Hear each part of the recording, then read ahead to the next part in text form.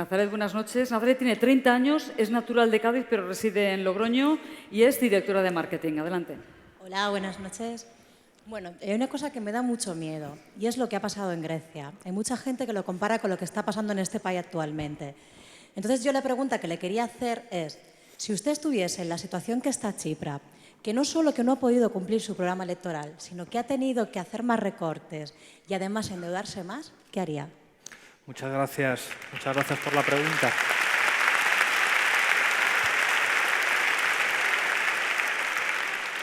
Alexis se enfrentó a una situación enormemente difícil, mucho más difícil que la que tiene España. Grecia solamente representa poco más del 2% del PIB europeo y la degradación económica y administrativa que hay en Grecia es enorme, con niveles de corrupción mucho más graves que los de aquí, con niveles de desindustrialización mucho más graves, con una administración mucho más eficaz y con mucho menos peso que España en Europa.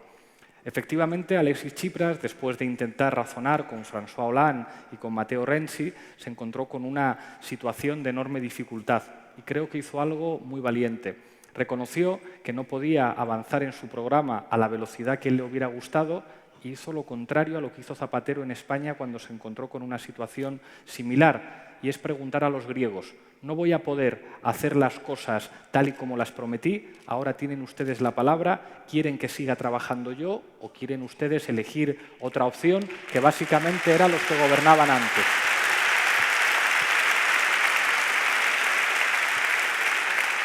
Fueron unas elecciones en las que los griegos tuvieron muchas opciones, con muchas opciones ideológicas en muchos ámbitos, incluso sectores que entendieron que el gobierno griego estaba siendo demasiado blando, y los griegos eligieron.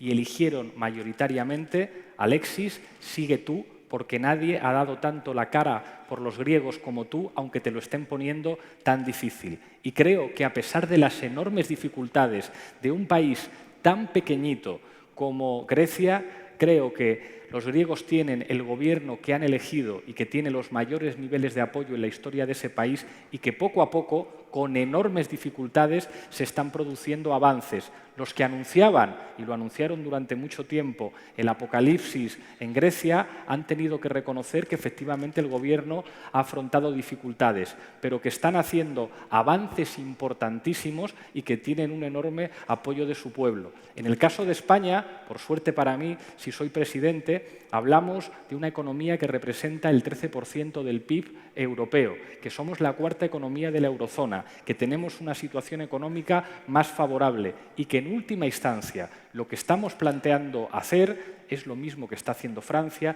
y lo mismo que está haciendo Italia: hacer que el déficit se reduzca de manera más lenta, parecernos a la Unión Europea en términos de presión fiscal para ingresar más y para perseguir el fraude fiscal al mismo nivel que lo están haciendo en Francia.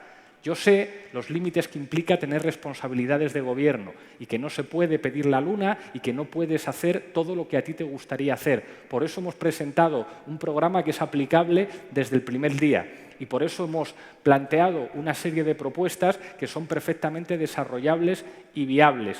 Eso sí, de lo que nos han tratado de convencer los de lo viejo, de que lo que han hecho ellos ha servido, creo que está bastante claro que se pueden hacer las cosas de otra forma. Y una última cosa: creo que en Europa están cambiando muchas cosas. Que Jeremy Corbyn ganara las elecciones primarias en el Partido Laborista es muy representativo. Que Matteo Renzi dijera que el déficit se tiene que reducir más despacio es muy representativo. Que incluso François Hollande haya dicho que el déficit se tiene que reducir más despacio es representativo. Que cada vez haya más sectores en Europa que están diciendo que hay que hacer las cosas de otra forma, y lo vamos a ver en Portugal en los próximos meses, quiere decir que las propuestas que nosotros llevamos 2 años haciendo cada vez se convierten en propuestas que todo el mundo reconoce como las únicas viables. Fuimos los primeros en decir que había que blindar en la Constitución los derechos sociales, y ahora lo dice todo el mundo. Fuimos los primeros en decir que tenía que haber una renta mínima garantizada, y ahora lo reconoce todo el mundo.